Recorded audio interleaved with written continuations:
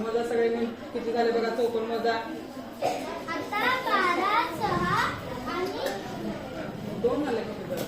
12, 6 आणि 2चा बेरीज करायची. 12 आणि 6 12 आणि 6 किती झाले? 12 आणि 6 पटकन सांग. 18 18 आणि 2 20 हा 20 म्हणजे किती चौकोन झाले? 20 असं करायचं होतं म्हणजे सोपं जातं.